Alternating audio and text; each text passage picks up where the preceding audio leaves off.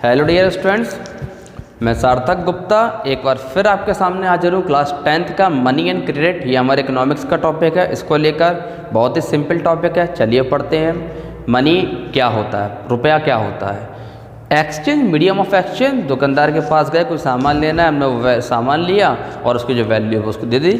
अब value paper notes भी हो सकते हैं, कॉइन्स भी हो सकते हैं, समझे ना। क्रेडिट क्या होता है, क्रेडिट मतलब लोन लेना, किस तरह से लोन का एक्सचेंज होता है बैंक में, क्या किस तरह से बोरो करते हैं, किस तरह से डिपॉजिट करते हैं, क्या ब्याज मिलता है, ये सब बात के टॉपिक्स हैं, पढ़ेंगे हम बाद में। लेकिन पहले हम ये समझ लें कि मनी की डेफिनेशन क्या होती है, ठीक है ना। छोटा लिखा हुआ है समझता हूँ, लेकिन आपके लिए मैंने इतना लिखा है कि आपको हर एक चीज़ समझ में आएगी। ओके, मैं हालांकि पॉइंट टू पॉइंट आपको बताते ही जाऊँगा। It is anything that act as medium of exchange, store of value and unit of accounting to facilitate the economic activity and the transitions. Example, paper notes और coins. ये एक ऐसी चीज़ है जो medium of exchange है। मुझे 1 kilo save लेना है तो मैं गया मार्केट में, मैंने 1 किलो सेव उससे लिए, ठेले वाले से या दुकानदार से, और उसको रुपए दिए और घर में वापस आ गया, समझे ना। तो ये मीडियम ऑफ जो हमारा है वो एक्सचेंज हो गया। अब हम पुराने टाइम की बात करेंगे। In early times barter system, पहले बार्टर सिस्टम था। ये क्या सिस्टम होता है कि ऑब्जेक्ट के बदले ऑब्जेक्ट लेना। हमारे पास गेहूं है, दूसरे को चावल चाहिए, समझे ना। ये दूसरे के पास चावल है, उसको गेहूं चाहिए, तो हमने उसको 1 कटोरे में गेहूं दिया और उतना ही उससे चावल हमने ले लिया, बराबर बराबर वैल्यू हो गई। तो हमारे जो एंसेस्टर्स थे या जो पुराने राजा महाराजा थे, उन्होंने किस तरीके का सिस्टम बना रखा था, हम इन सब चीज़ों के बारे में अब पढ़ेंगे, ठीक है ना। तो variety of objects were used as money like grains and cattles. किसी के पास गाय है, मुर्गा है, किसी को फल है, किसी के पास फल है, कुछ है, वो गया उसने मुर्गे को दिया और 1 किलो फल या जितना उसका वेट हुआ, वेट के हिसाब से या उसकी कॉस्ट के हिसाब से एक अंदाज़ा लगाया उन्होंने और उतना फल उसको दे दिया कि आप ले जाइए इसको, समझे ना। तो इस तरह का सिस्टम था। फिर silver and the copper coins, coins वगैरह जिसको असरफी बोलते थे ना, सिल्वर और कॉपर कॉइन्स, और बाद में लेड के भी कॉइन्स चलने स्टार्ट हो गए थे, गिलेट से जिसको बोलते हैं, वो सब भी चलने स्टार्ट हुए। तो उससे एक मीडियम ऑफ एक्सचेंज बन गया। गोल्ड के कॉइन्स भी चले थे कुछ टाइम तक, तो ठीक है ना। अब पहले तो हम ये समझेंगे जो फॉर्म्स ऑफ मनी था वो किस पीरियड में किस टाइम पे था। अगर हम एंशिएंट टाइम की बात करेंगे, forms of money ancient times, grains and cattles were used as money. Grains and cattles, गेहूं के बदले चावल, चावल के बदले गेहूं हो गया, फल के बदले सब्जी, सब्जी के बदले फल हो गया।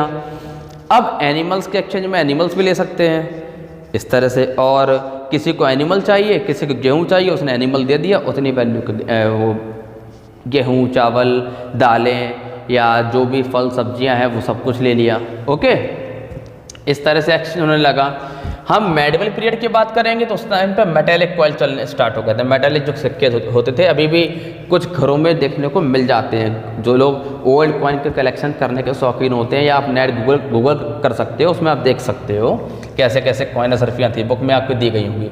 Gold and silver, copper, lead were used as money.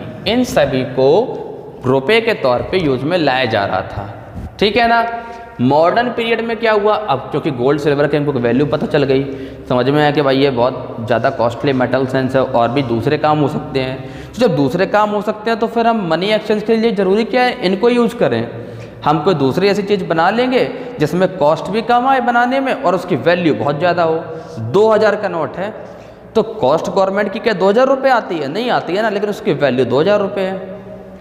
समझ में आ रहा नहीं आ रहा? तो उसकी वैल्यू बढ़ा दी और कॉस्ट कम हो गई। यहाँ क्या था कि वैल्यू तो ठीक है लेकिन कॉस्ट बहुत ज़्यादा। गोल्ड कितना सा कॉइन है, अब वो 10 ग्राम का हो गया, 20 ग्राम का हो गया, मार्केट में रेट पता करो कितना हो रहा है, 1 लाख का तो वो कॉइन ही हो गया। तो पॉसिबल नहीं था ना कि इस तरह की करेंसी को कंटिन्यू कर पाना, क्योंकि ये बहुत कॉस्टली करेंसीज थी।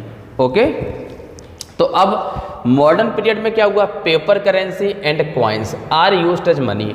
पेपर करेंसी और कॉइन्स को मनी के तौर पे यूज पे लाया जाने लगा। अब स्टार्टिंग कैसे कैसे हुआ था देखो, मैंने एग्जाम्पल काऊ का लिया है। काऊ को दे दिया, भैंस ले ली, काऊ को दिया, ग्रेन्स ले लिया, मुर्गे को दिया, फल ले लिए, इस तरह से। फिर गोल्ड आया, फिर मेटल कॉइन्स आए, फिर paper money I.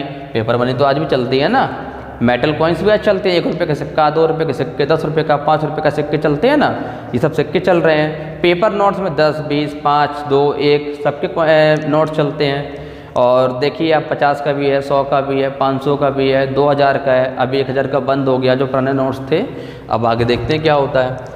Plastic cards में क्या होता है, debit card, visa card, debit card होता है ना, क्रेडिट कार्ड होता है।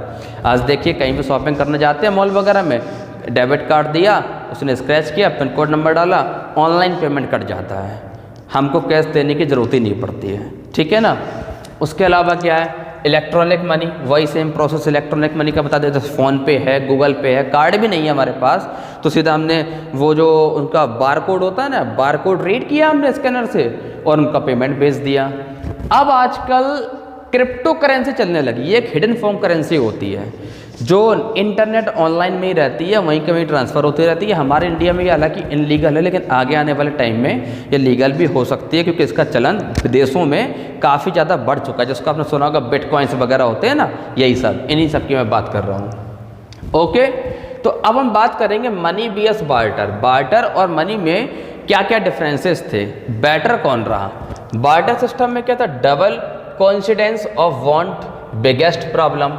अब डबल कोइंसिडेंस वांट्स मतलब क्या हो गया, सपोज दैट किसी ने मुर्गी पाली, अब मुर्गी पाली तो उसको बड़ा करेगा, बड़ा करने में उसके बहुत पैसे का इन्वेस्ट होता है भाई, रुपए तो लगेंगे। मुर्गी है, मुर्गा है, खाएगा, बकरा है, उसको ग्रास खिलाएंगे, सीड्स खिलाएंगे जिससे वो बड़ा हो सके, ताकतवर हो सके, ठीक है ना। अब वो गया गेहूँ लेने के लिए, चावल लेने के लिए, तो भाई उसने वेट के हिसाब से भी देगा, कैसे भी देगा, तो उसको दिया।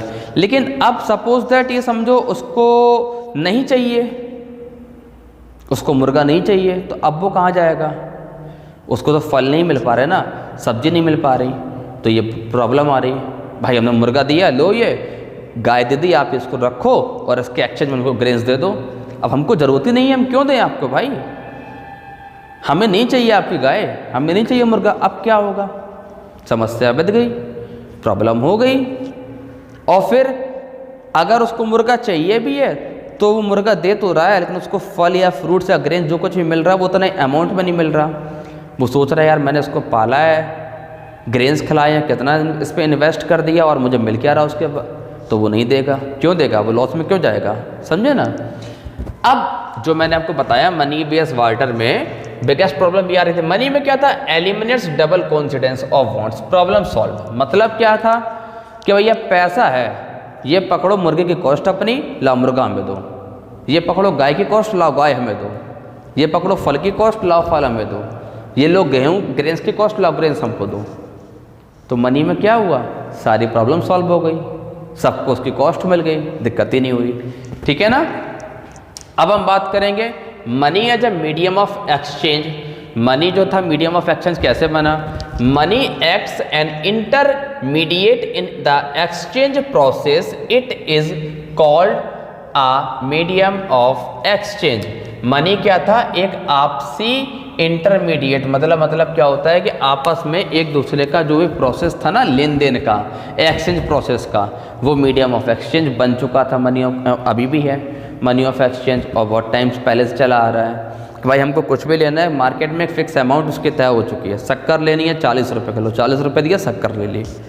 हमको कार लेने जानी है 9 लाख रुपए की है, फाइनेंस करा ली, या फिर 9 लाख हमने उसको दिया और हम कार लेके आ गए, तो ये मीडियम ऑफ एक्सचेंज हो गया। अब वो गाय भैंस बकरी और बकरा मुर्गा ये सब सिस्टम खत्म हो गया आपका, समझे ना। ओके, अब आगे बढ़ते हैं हम।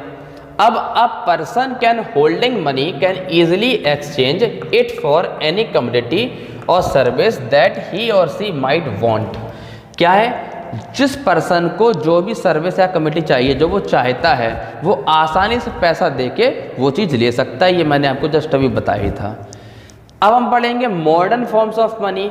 मॉडर्न फॉर्म्स क्या क्या बन चुके हैं मनी के, मनी एंड कॉइन्स सब लोग यूज करते हैं। ई बैंकिंग सिस्टम मतलब इलेक्ट्रॉनिक बैंकिंग सिस्टम, गूगल पे हो गया, फ़ोन पे हो गया, ये सब इलेक्ट्रॉनिक बैंकिंग सिस्टम ही है। या किसी पर्सनल, जैसे पंजाब नेशनल बैंक है, स्टेट बैंक ऑफ इंडिया है, समझे ना, पंजाब एंड सिंध बैंक है, इंडियन बैंक है, तो इन बैंकों के खुद के ऐप्स होते हैं गूगल प्ले स्टोर पर, उसको अपलोड करो और उससे लेन देन का प्रोसेस आप कर सकते हो।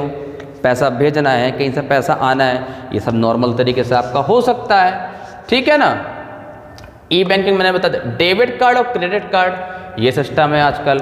डेबिट क्रेडिट में थोड़ा सा डिफरेंस होता है। डेबिट में आपके अकाउंट में मनी होना चाहिए, तब आप शॉपिंग कर सकते हो या कुछ ले सकते हो। क्रेडिट कार्ड में क्या होता है, भले ही आपके पास पैसा नहीं है, लेकिन बैंक ने एक लिमिट बांध दी है आपकी कि 2 लाख तक आप शॉपिंग कर रहे हो, लेकिन इस टाइम तक आप पैसा बैंक को रिफंड भी कर दें।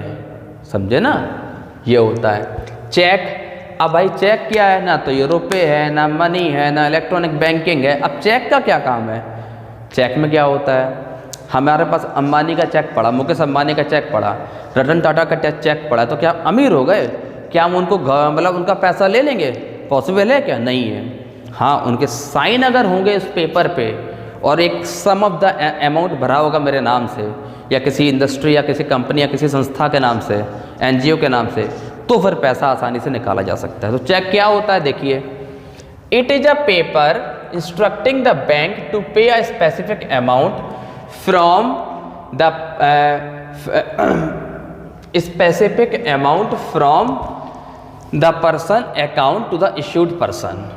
ठीक है ना, स्पेसिफिक अमाउंट ये हो गया। ठीक है ना, तो अब इससे क्या हो गया कि भाई जो भी स्पेसिफिक अमाउंट भरा और स्पेसिफिक पर्सन के नाम से, मेरे नाम से भर दिया तो उस अमाउंट को सिर्फ मैं ही निकाल सकता हूँ। समझे ना, बैंक में गया, मैंने दिया, भैया ये चेक है, मेरे नाम से इशू कर दीजिए, उन्होंने मेरे साइन कराए, हमको सम ऑफ द मनी दे दिया।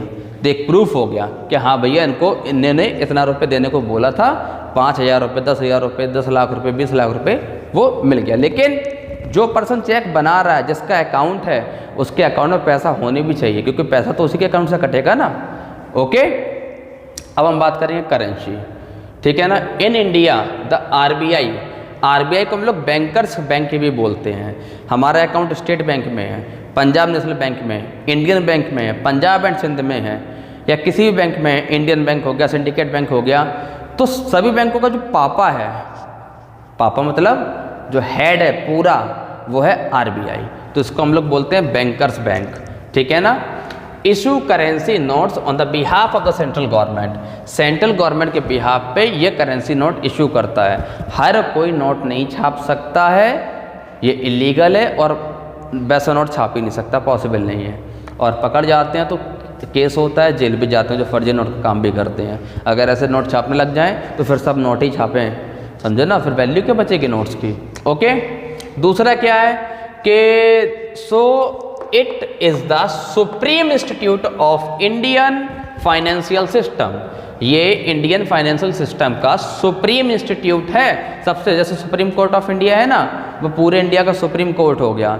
ठीक है ना, ऐसे ही सुप्रीम इंस्टीट्यूशन है पूरे के पूरे इंडियन बैंकिंग और फाइनेंशियल सिस्टम का। ओके, समझ आ गया, नहीं आ गया? नो अदर इंडिविजुअल और organisation is allowed to issued currency. कोई भी दूसरी संस्था इंडिविजुअल पर्सन को परमिशन नहीं है कि वो करेंसी को इशूड कर सके या बना सके। ठीक है ना, अब द रुपये का साइन आ गया, ये आर बना है और डैश ऊपर 2 लगे हैं। Is widely accepted as the medium of exchange in India. हमारे भारत में रुपये जो है वो करेंसी का नाम है, उसको हम लोग यूज में लाते हैं। It can not be refused in settling transaction in India. जो भी करेंसी चलन में है प्रेजेंट टाइम पे, जो भी करेंसी चल रही है, चाहे वो 1 रुपये का सिक्का हो, 2 रुपये हो, 5 रुपये हो, 10 हो, 20 हो, 50, 100, 500, 1000, कितना भी हो, 2000, अगर वो चल रहा है और कोई पर्सन उसको लेने से मना कर दे कि नहीं हम इसको नहीं लेंगे, ये पैसा नहीं चल रहा, हम इसको नहीं चलाएंगे, तो फिर उसको जेल भी हो सकती है। आजकल दुकानदारों के भाव बढ़े हुए हैं, 1 का सिक्का दो भैया, दे दो, 2 का सिक्का दो, लेते नहीं है छोटे मोटे सिक्के, भैया हम इसको यूज नहीं ला पाएंगे, चलते नहीं है, केस हो जाएगा तो जेल में डले दिखाई देंगे वो लोग, समझे ना, रिफ्यूज नहीं कर सकते हैं। ओके, और कोई भी डाउट हो तो यूट्यूब के कमेंट बॉक्स है, उसमें कमेंट कर देना इस टॉपिक से रिलेटेड, तो आपको मैं ज़रूर बताऊंगा, उसके डाउट्स क्लियर कर दूंगा।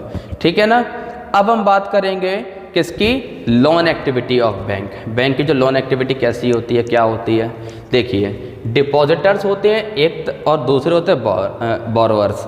बैंक में 2 तरह के लोग आएंगे, या तो डिपॉजिट करने वाले आएंगे या बोरोवर्स आएंगे। जो डिपॉजिट पैसा करते हैं उनको बैंक इंटरेस्ट देता है, और जो बैंक से लोन लेते हैं वो बैंक को इंटरेस्ट देते हैं।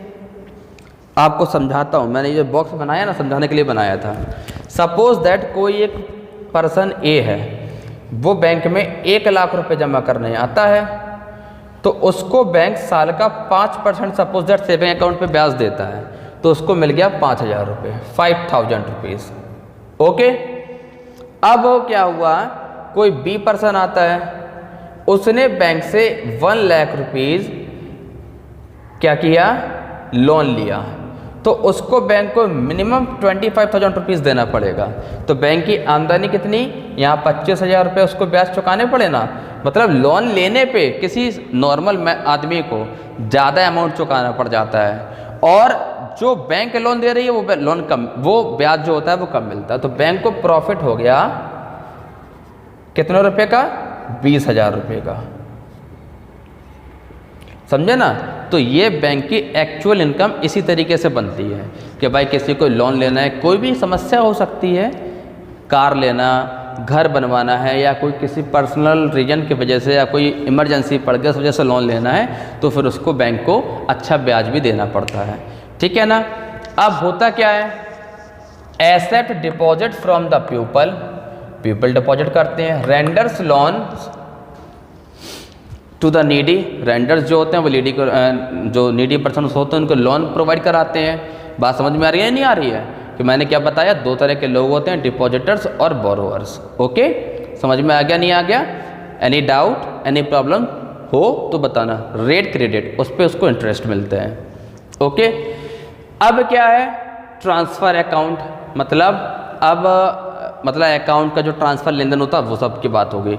लेकिन अब जो अभी हमने पढ़ा था ना, ये डिपॉजिटर्स और बोरोवर्स का, फिर ये जो मैंने आपको एग्जाम्पल समझाया, तो अब इसके बारे में थोड़ा सा हम डिस्क्रिप्टिव पढ़ लेते हैं। आप देखिए कैसे डिस्क्रिप्टिव पढ़ेंगे, कि मैंने अभी तक मैं आपको ये लोन एक्टिविटी ऑफ बैंक बताया, और मैंने ये दोबारा से भी लोन एक्टिविटी ऑफ बैंक लिख दिया है। क्यों लिखा मैंने ये, क्योंकि पहले तो एक नॉर्मल सी इन्फॉर्मेशन आपको दे दी, लेकिन अब मैं जो इन्फॉर्मेशन आपको देने जा रहा हूँ, ये इन्फॉर्मेशन थोड़ा डिस्क्रिप्टिव है। कैसी है, a person who deposit the amount in the bank account is called a depositor. जो व्यक्ति बैंक में पैसा जमा करता है उसको हम लोग डिपॉजिटर बोलते हैं, वो ये हो गए। A person who borrows money from the bank is called a borrower. जो व्यक्ति बैंक से लोन लेता है, पैसा लेता है, उसको हम लोग बोलते हैं बोरोवर्स, मतलब उधार ले लिया उसने बैंक से। अब money is offered as a loan who need money, तो बैंक ऑफर करता है कि भाई आपको लोन लेना है तो ले लो, अगर आपको पैसे की ज़रूरत है तो। Bank stores small portion of this amount for users who wish to withdraw money. Bank क्या करता है, जैसे 1 लाख रुपए लिया, तो 1 लाख रुपए पे 15% बैंक बचा के रख लेगा कि भविष्य में मान लो उसको ज़रूरत पड़ गई, जिसने पैसा जमा किया तो उसको टाइम पे पेमेंट वो दे सके। कोई व्यक्ति जमा करना चाहता है पैसा, तो मैंने आगे लिखा भी है, bank in India hold about 15% of the deposit as cash. बकाया जो पैसा बचता है वो लोन देने में या दूसरे काम में लगा लेते हैं बैंक, जिससे उनको एक्स्ट्रा और बहुत ज़्यादा प्रॉफिट हो। Bank charges higher interest rate on loans than what they offer on deposits. Deposit करने पे जितना वो इंटरेस्ट देते हैं उससे कई गुना ज़्यादा चार्ज वो वसूल भी कर लेते हैं उन व्यक्तियों से जो उनसे लोन लेते हैं। मैंने आपको ये चीज़ बताई दी है, ठीक है ना। लेकिन तो भी डिटेल्ड लिखा है कि आप इसको देख लें, समझ लें, और आपको समझ में ना आए तो बेटर तरीके से आपको डिटेल्ड इन्फॉर्मेशन मिल जाए, समझ सकें। The difference between what is charge from borrowers and what is paid to the depositor is the main service income for the bank. तो ये जो डिफरेंस है ना, जो भी बैंक ने चार्ज किया बोरोवर्स से और जो बैंक ने पे किया डिपॉजिटर्स को, तो ये इनका जो अंतर पड़ता है यही मेन सर्विस इनकम है बैंक की। इससे ही पैसा सबसे ज़्यादा जो बैंक्स होते हैं वो कमाते हैं, ठीक है ना। समझ आ गया नहीं आ गया। तो इस चैप्टर के 2 टॉपिक थे, एक तो था मनी और दूसरा था क्रेडिट। तो मनी आपका पूरा हो चुका है। अब बात हम करते हैं क्रेडिट की। हालांकि क्रेडिट ये पूरा नहीं है, लेकिन लगभग 45% तो आपका क्रेडिट मैंने इसमें इसी वीडियो में आपको पढ़ा दूंगा। मैं फिर बनाऊंगा दूसरा वीडियो तो उसमें पूरा क्रेडिट हो जाएगा। क्रेडिट क्या होता है? Credit are the loans refers to an agreement in which the lender मतलब जो पैसा दे रहा है, मैंने लिख दिया है, lender supplies the borrower with money goods और services in return for the promise for the future payment. Credit एक ऐसा लोन होता है जो एग्रीमेंट हो जाता है एक लेंडर के बीच में और जो ले रहा है उसके बीच में, कि बैंक है, सपोज दैट बैंक और बॉरोवर के बीच में एक एग्रीमेंट हो गया कि भाई आप हमें कुछ एक फ्यूचर में हमने वादा आपसे कर लिया, आपने ज़मीन के कागज़ अपने रख दिए जमानत के तौर पे और बैंक ने आपको 25 लाख का लोन दे दिया कि भैया भविष्य में आप इतने इतने ब्याज पे इतने इतने टाइम आपने जो मांगा है उसमें आप पैसा चुका देंगे।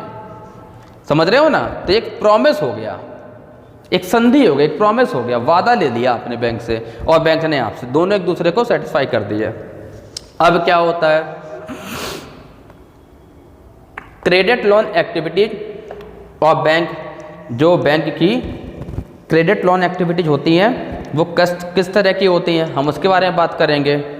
वेदर क्रेडिट इज यूजफुल और नॉट, क्रेडिट यूजफुल हो या ना हो, ये डिपेंड करता है रिस्क की सिचुएशन पर कि जो रिस्क की सिचुएशन है वो कैसी है। लोन ले तो लिया, चुका पाएंगे या नहीं चुका पाएंगे, रिस्क वाला काम है ना इसमें, ठीक है ना। एग्जाम्पल दें, फेस्टिवल सीजन है, credit play a vital role and positive role if made a good profit. मतलब सपोज दैट क्रेडिट एक अच्छा रोल प्ले कर सकता है और एक पॉजिटिव रोल प्ले कर सकता है अगर प्रॉफिट हो रहा है तो। कैसे कर सकता है? सपोज दैट हम बात करें, कोई एक जूते वाला है, जूते बनाता है या जूते बेचता है, उसको माल लेने जाना है क्योंकि त्यौहार आने वाला है। अब त्यौहार आ रहा है तो उसने कहा भैया माल मिल जाए हमको, अच्छा माल मिल जाए, अच्छे अमाउंट में हमको माल मिल जाए तो हम बैंक से लोन ले लेते हैं। वो बैंक के पास गया, मैनेजर से बात करी और कुछ जो बहुत जमानत के तौर पे उसने अपनी दुकान के पेपर या कुछ रखे कि भाई हमको लोन दे दो। लोन दिया बैंक ने, तो क्या किया, एक उसने फिक्स अमाउंट का लोन लिया, माल लिया, उसको पता था कि त्यौहार आ रहा है हमारा माल निकल जाएगा, जूते बनाए निकाल दिए या कंपनी से मंगाए जूते उसने बेच दिए, तो उसने प्रॉफिट कमा लिया और बैंक का जो कर्ज था वो भी जाके उतार दिया। तो ये तो उसके लिए बेनिफिट वाली बात हो गई।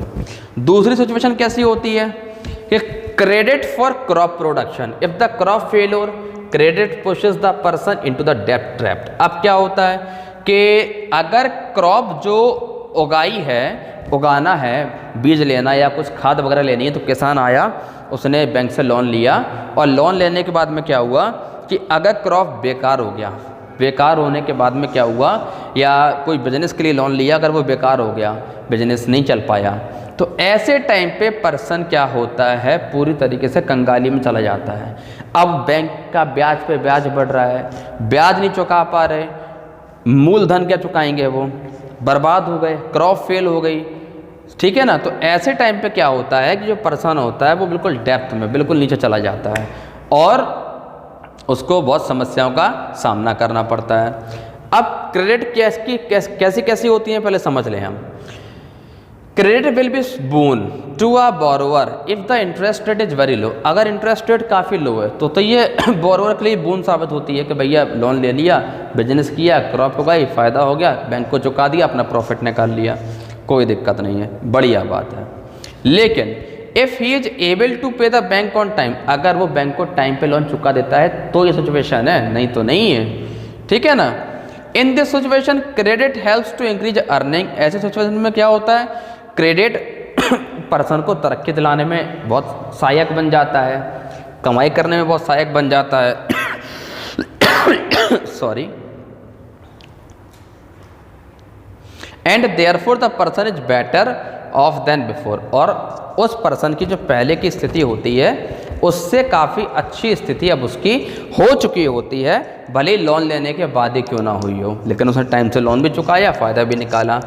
अब दूसरी बात करेंगे हम इन डिफरेंट सिचुएशन। ऐसे में क्या होता है, if a borrower not able to pay bank the loan, जो भी बोरोवर है अगर वो बैंक का लोन पे नहीं कर पाता है because of the rate of interest भी ज़्यादा है, ऐसी और या कोई अनएक्सपेक्टेड सिचुएशन आ जाए, भाई बिजनेस स्टार्ट किया था, नहीं चल पाया, माल हमारा नहीं बिका, त्योहार पे लाए थे, अब माल तो बेकार जा रहा ना, कंपनी वापस भी नहीं जा रहा, अब हम लॉस में जा रहे हैं। क्रॉप ग्रोन किया था, अच्छी खासी फसल होनी थी, बारिश हो गया, ओले गिर गए, तो जो सिचुएशन हमने कभी सोची ना हो ऐसी सिचुएशन हो जाए तो ऐसे में क्या होता है, क्रॉप फेल हो गया, क्रेडिट पुश हो गया, तो द पर्सन इनटू द डेब्ट trap and recovery for the situation is so difficult. ऐसे टाइम पे जो व्यक्ति होता है वो पूरी तरीके से नीचे ढकल जाता है, डेब्ट में चला जाता है, बर्बाद हो जाता है और उस सिचुएशन से उभर पाना फिर शायद उसके लिए बहुत मुश्किल होता है। और ऐसे आपने कई केस देखे भी होंगे, सुने भी होंगे, रियलिटी में होते भी हैं, हमारे आसपास भी होते हैं, शायद हो सकता है आपकी फैमिली में, आपके रिलेटिव में भी कहीं हुआ हो। तो टू रिपे अ लोन, अब उसको लोन वापस करने के लिए या तो अपनी ज़मीन का हिस्सा बेचना पड़ जाता है या फिर कोई दूसरी प्रॉपर्टी या जो बैंक को कागज़ दिए हैं जमानत के, बैंक वो हड़प लेता है। तो ऐसे टाइम पे वो पूरी तरीके से पैसा तो गया, जो था भी अपना वो भी चला गया। In this situation the person is clearly much worse off than before, ऐसी कंडीशन में वो व्यक्ति पहले से भी ज़्यादा बुरी स्थिति में चला जाता है और उसका स्वाहा हो जाता है। समझे ना? तो इसके आगे भी चैप्टर है आपका, बहुत अब ज़्यादा बड़ा टॉपिक नहीं बचा है, 10-15 मिनट का ही टॉपिक और बचा होगा आपका। और उसमें आपको डेब्ट ट्रैप्ट और ये आपको मैं पढ़ाऊँगा डेब्ट ट्रैप्ट के बारे में, कोलेटरल ये क्या होता है, इन सब के बारे में हम बाद में समझेंगे। लेकिन आपसे मैं यही बोलूँगा कि आप इस चैप्टर को देखें, लिखें, समझें, पढ़ें। कोई भी आपको किसी भी तरह का डाउट है तो उसके लिए मैं हूँ, आप YouTube के कमेंट बॉक्स में मुझे कमेंट कर सकते हैं, आपको आपके डाउट्स क्लियर किए जाएंगे। और इस चैप्टर का मैं दूसरा वीडियो बहुत ही जल्दी पोस्ट करूँगा आप सभी के लिए। तब तक के लिए नमस्कार। लेकिन ऐसे काम नहीं चलेगा, पढ़ाई करनी पड़ेगी, मेहनत करनी पड़ेगी, मेहनत करोगे तो बेटा आगे बढ़ोगे, नहीं तो कुछ नहीं होगा। बोर्ड एग्ज़ाम्स आने वाले हैं, ध्यान दो, बहुत अच्छे से समझाया है, किताब भी नहीं उठाओगे ना और अगर यही पढ़ लोगे तो अच्छे नंबर आएंगे आप लोगों के, ठीक है ना? ओके, जय हिंद। और पढ़ाई करिए, कोई दिक्कत हो मैं बार बार कह रहा हूँ, यूट्यूब का कमेंट बॉक्स है, आइए कमेंट कीजिए, आपको बताऊँगा मैं।